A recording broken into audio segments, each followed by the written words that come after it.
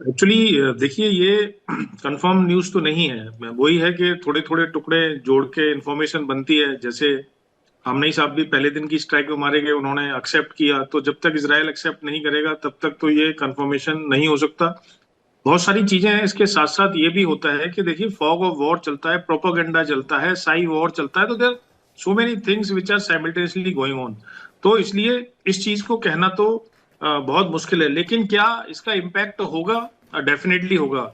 आपने मोज़ेक की बात की, खामनेई साहब को मारने की जरूरत नहीं थी। 31 कमांड सेंटर्स बन गए, इंडिपेंडेंटली वो अपनी लड़ाई लड़ रहे हैं।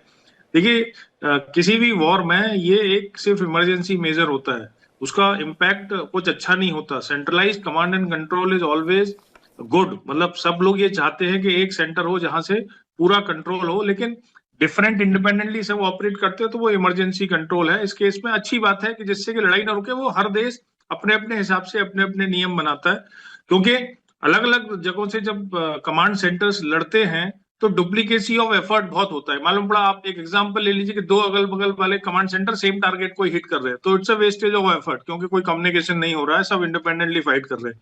तो इसलिए सेंट्रलाइज कमांड एंड कंट्रोल होना चाहिए। इसराइल के ऊपर ईरान से ज्यादा इम्पैक्ट होगा, क्योंकि इसराइल जो है अपने आप को एक सुपर पावर की तरह ट्रीट करता है। अमेरिका उसके सपोर्ट में है, और इसराइल और अमेरिका को छोटा सा भी डैमेज वर्ल्ड में ज्यादा हाईलाइट होगा बजाय ईरान के, क्योंकि ये सबको पता था वर्ल्ड में कि इसराइल और अमेरिका का लॉसेस के मामले में या सामने की टक्कर में ईरान ज्यादा दिन टिक नहीं पाएगा। लेकिन ईरान झुकेगा भी नहीं, ईरान सरेंडर भी नहीं करेगा। तो ये अगर ऐसा है तो ये इसराइल के लिए बहुत बड़ा लॉस है।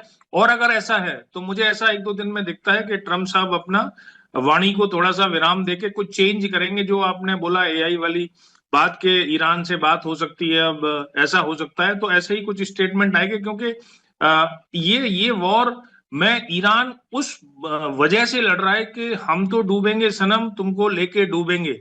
तो जब कोई इस स्टेज पे आता है तो फिर उसका कोई इलाज नहीं हो सकता। देखिए, वियतनाम में भी अमेरिका ठीक ठाक पावरफुल आदमी कंट्री था। वियतनाम में वियतनाम के लॉसेस बहुत ज्यादा हुए थे, लेकिन फिर भी उसको एक अमेरिका की हार के रूप में देखा जाता है, क्योंकि wars are not won based on losses, it is won based on your military and political objective। तो जो पॉलिटिकल ऑब्जेक्टिव अमेरिका लेके चला था वो शायद मुझे कंप्लीट होता हुआ नहीं दिखता है। तो अभी इसमें रमेश थोड़ा चौधरी, टाइम जो है। जिस